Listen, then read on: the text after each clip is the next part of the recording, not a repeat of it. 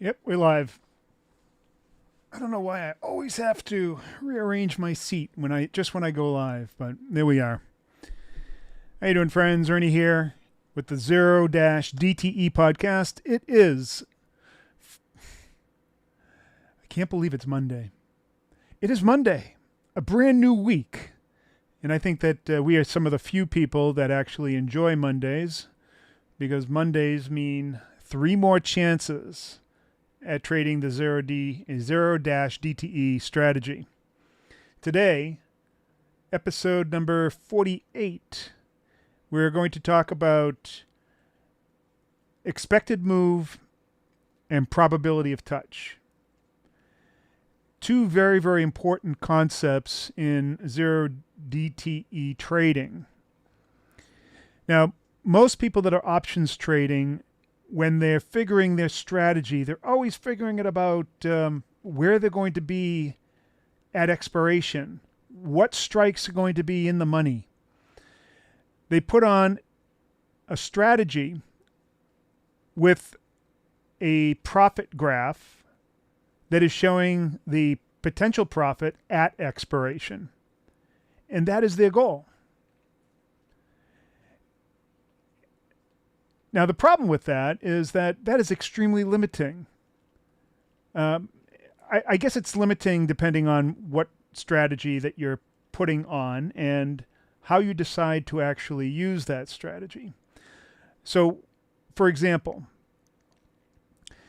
if you're using a butterfly as a market neutral strategy, or let's say that you just like to use the butterfly with short-term trading in the zero DTE world, and you place the short strikes at the money. So in other words, you're banking on, for whatever period of time, that you're going to achieve enough premium collection before price has time to go outside of the wings of the butterfly. Now, this is a super risky way to trade. It doesn't give you a whole lot of opportunity to profit, and it gives you a lot of opportunity to be in the red almost immediately as you start or engage in such a trade. And it's the same way, even worse so, with an iron condor. So the key here is, why then are you using it as a market neutral strategy when in fact it is far more effective as a directional strategy? It has properties in terms of its delta and its theta, or I should say the profit curve is flatter and rises faster and has a greater risk to reward than you could ever get trading directionally compared to trading it as a market neutral strategy. So that makes it, in fact, a superior strategy even to a spread because of those properties, because of the property of being able to extend the profitability and the probability of touch well beyond the wings of the strategy. So think about this.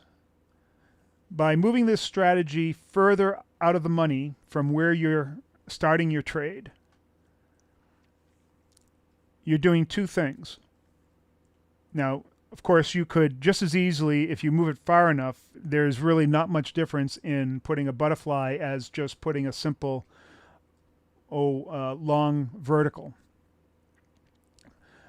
But you'll want that butterfly, you'll want that extra wing there to reduce your risk and to also to increase your potential profitability should price start moving towards that short strike. And so as a matter of ease, it's usually easier just to put the butterfly on as opposed to legging in. But you could leg into a butterfly as well. But you're going to get much better characteristics if you start off as a butterfly with your profit curve, because it's going to be low and flat. And by putting it further out of the money, you're going to have a much better risk to reward. In other words, you can control your risk to a very, very small amount, very, very tiny, versus the potential profit. Now, of course, if it's so far away, what's the probability that you're going to be able to reach those short strikes and make all this gobs of profit? In general, it's relatively low. But let's say that you place the short strikes far enough away so that about 10 or 15% of the time you're going to end up by the end of the day near those short strikes. And from there, you could say then that your strategy about 10 to 15% of the time is going to achieve an incredible risk to reward, sometimes as much as 10, 15, 20 times, or 1,000, 1,500%, 2,000% return on your money. But that's a small amount of time. That's a relatively long bet. But it's not a binary choice here. Either you make the 10 or 15% or you don't. Because there is a whole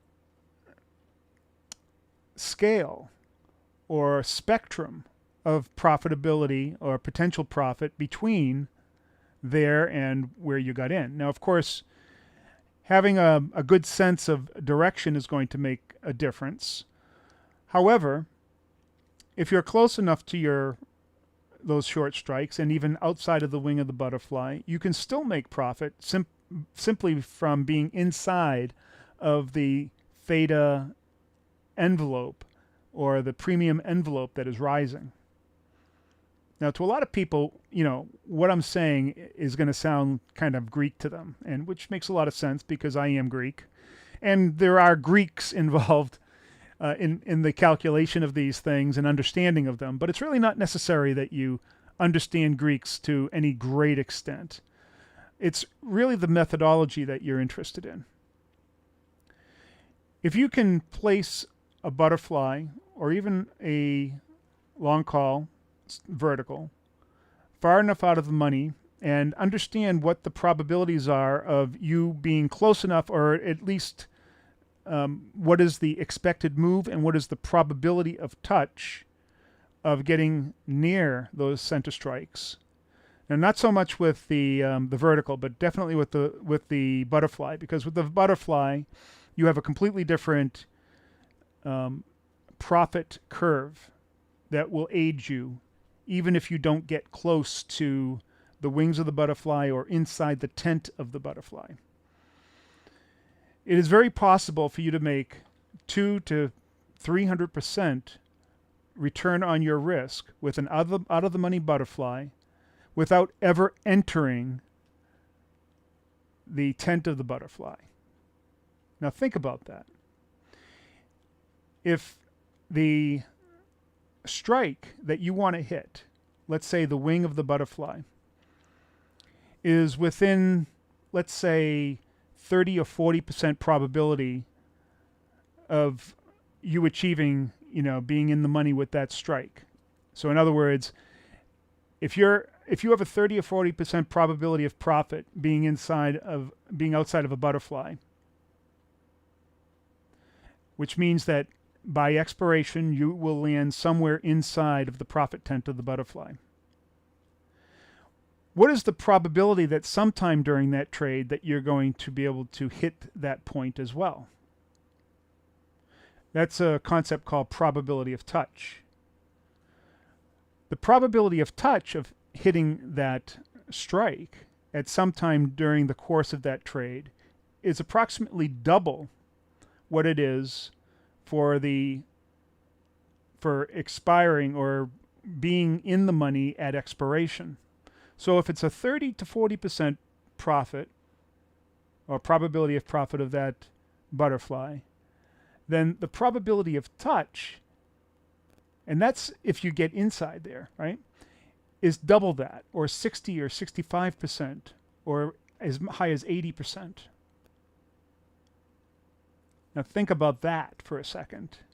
And then think about the profit curve that appears outside of that butterfly.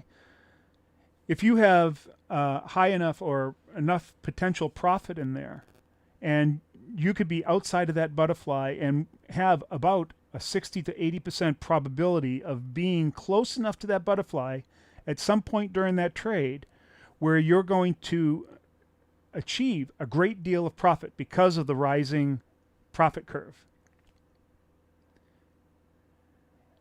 And if it's far enough away from you from the start and you create a situation where you have very, very little risk, in other words, let's use some real numbers. Let's say that you have a butterfly where you have a total of $50 risk, but a potential of, and this is not unusual, if it's far enough out of the money, a potential of $600 of profit. Right? $50 risk, $600 of profit. So the max you could lose is $50. The max you can win is $600. That's a pretty big difference. 6 times, 600%.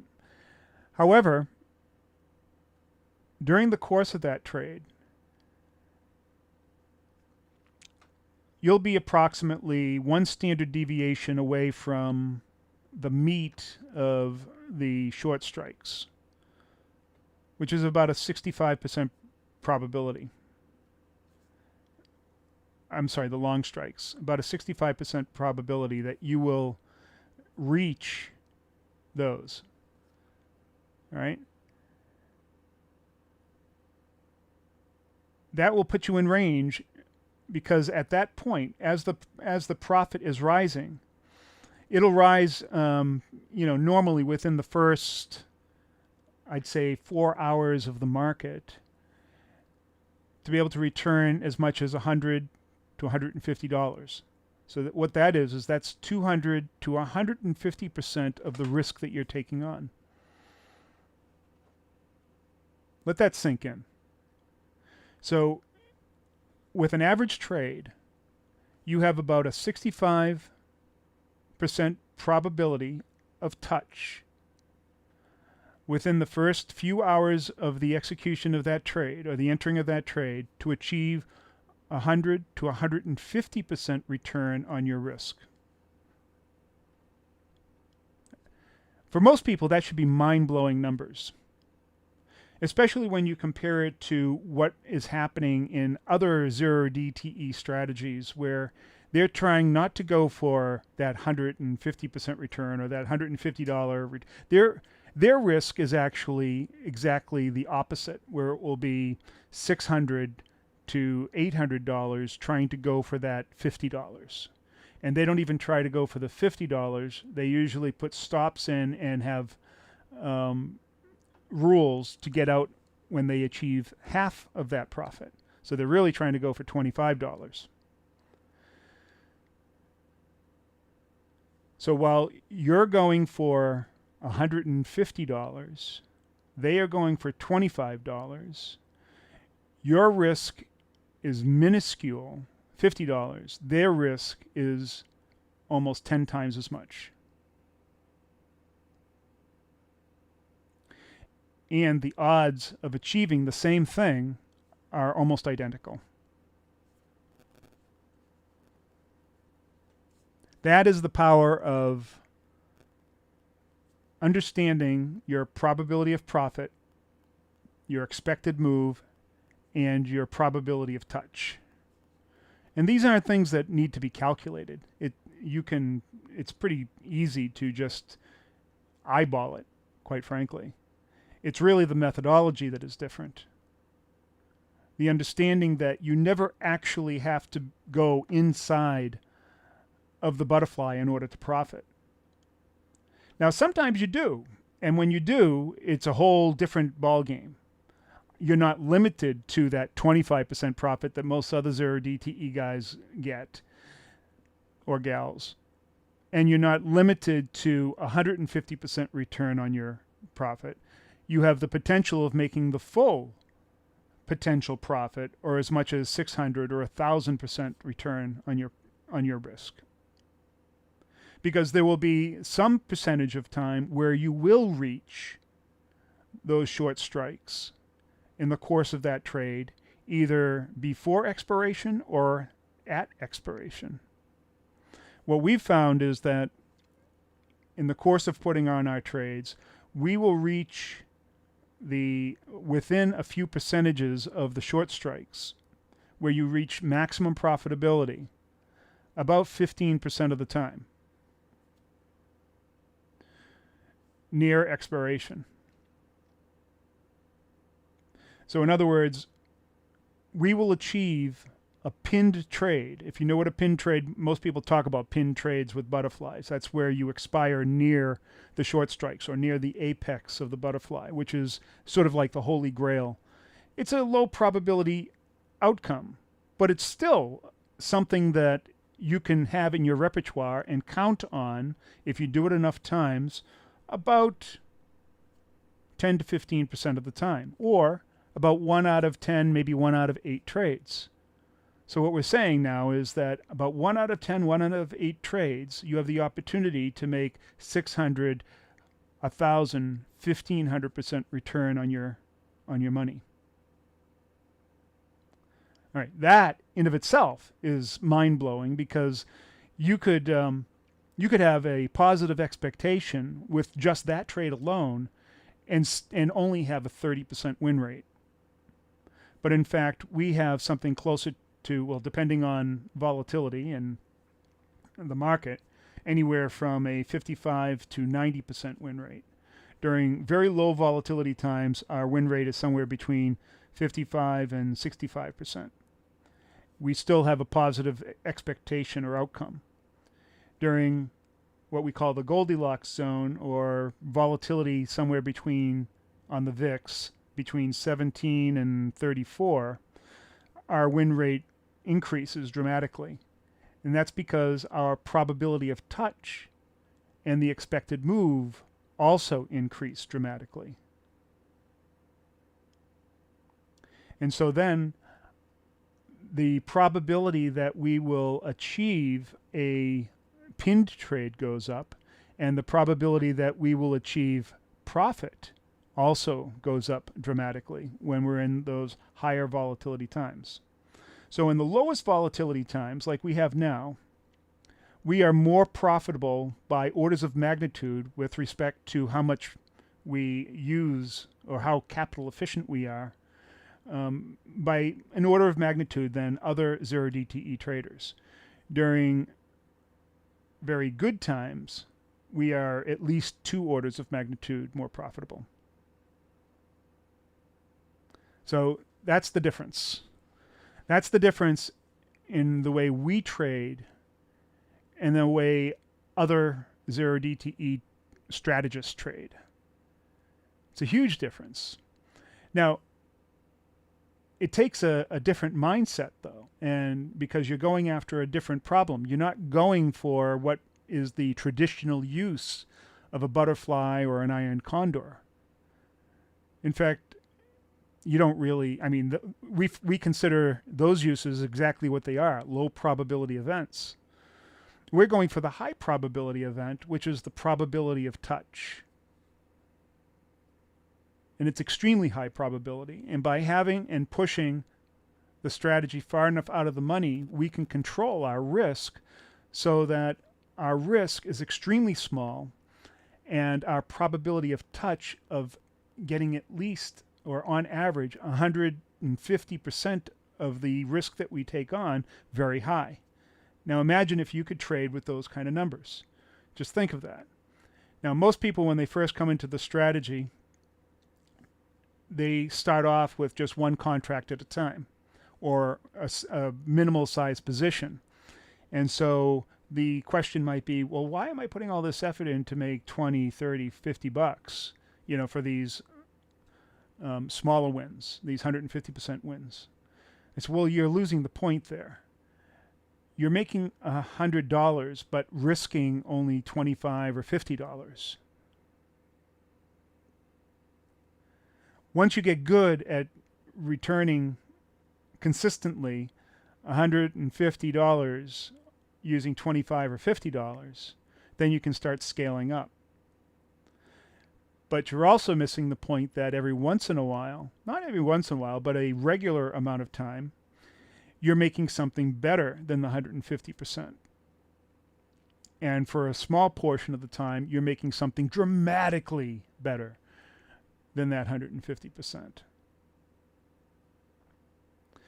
So the other point here is that the time that you lose, let's say that's somewhere between 10 and 40%, your risk is always super small. Always super small. And so it changes the whole dynamic of the trade. It changes the dynamic of your mental state getting into the trade. There's no anxiety because that risk is extremely small. You can employ different entry strategies, what we call tranches, and scale in so that you don't even have to risk the full amount that you want. So you can go in with an even smaller risk. And then if the trade starts working in your favor, you can add on to it. And then do the same thing on the other side of the trade, scale out. In fact, one of our strategies is that if early on you've gone in with, say, 3 tranches and you're at 100% return, take 2 of them off. Let the other one ride. You still have something like a 40 to 50% chance of making an even higher profit, and about a 25, maybe 20 to 25% chance of pinning the trade. So you enter with a guaranteed riskless trade with the possibility of turning it into a 3, 4, 5 times winner.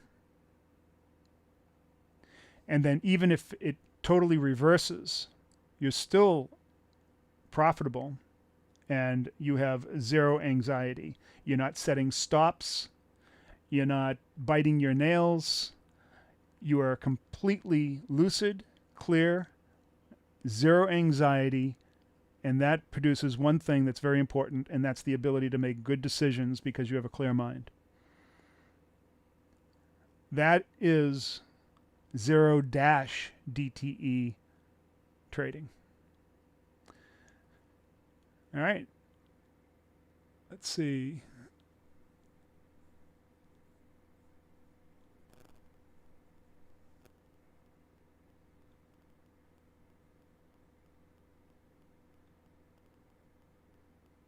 Nobody in the chat. That's okay. All right. That's about all I have to say. Again, that important point that I'm talking about is expected move, understanding what... Well, here's another important thing about expected move. Some people look at expected move when they first enter the trade, and let's say it's 25 points, right? And that is measured at the time that you take the trade, and what the market is pricing in where it thinks it's going to move at expiration. So when we got into this morning's trade at 9:30, the expected move was approximately 24 points, and the ES was at 44.37. So that would bring it to about 44.61 as the expected move.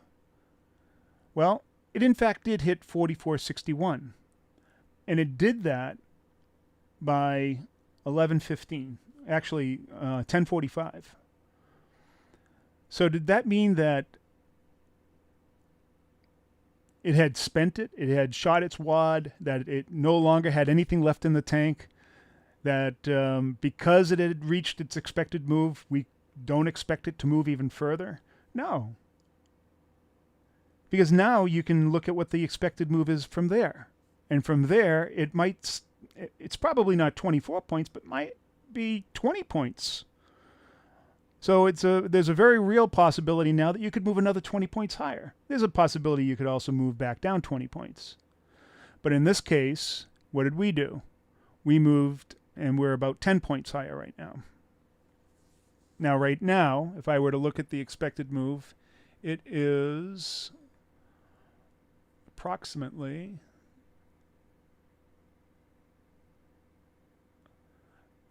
9 points. So here we are sitting at about 44.70, and there's a reasonable expectation that we could move down to 44.60 or 44.80. If we move to 44.80, we are now inside the profit tent, and far enough that that trade at expiration would yield about 300 to 400% return on our risk. There were at least 2 other opportunities leading up to that where you could have gotten out at any time and making 100 or anywhere from, say, 75 to 150% return. There was one time at about 11:15 where we moved up very sharply, and there was an opportunity to get out with about 125% return. And so since then, we've been moving sideways. However, we're sitting here right now at 2:30. We have an hour and a half left in the market. Now, that's a very important idea or concept when you have expected move, that just because you've moved the total expected move from where you started doesn't mean that there's no more gas in the tank. It's a statistical probability based on volatility, price, and where you are at that moment in time and how much time is left. So there's still time left, so there's still expected move left in the tank. And it's the same thing with like actuary tables. So for instance, if the average age of a man is 80 years old and he's, say, 20 years old, he can reasonably expect to, on average, live to 80 years old. What's his expectation when he gets to be 60 years old? Is it still 80? No, it's a little bit more. What happens when he's 75? Is it still 80? No, it's more. What happens when it's 80? Does that mean that he can just turn off the lights because he knows that he's going to pass? No. There's his actual expectation now is about 10 years more, maybe more. So it's the same in trading. So you have to set your expectations correctly. You have to understand where you are and what are the future possibilities. And you also have to understand what is your probability of touch, which actually works out to be about 2 times your probability of profit. So if you enter a trade and your probability of profit is about 30%, your actual probability of touch is something much more than that. About 2 times that. And that's the basis that we work on. Of course, we put a lot of other things in our favor so that when we model the butterfly, we put it in a place and align the strikes in such a way that gives us an even better probability based on our analysis of the market structure using volume profile. So there you go.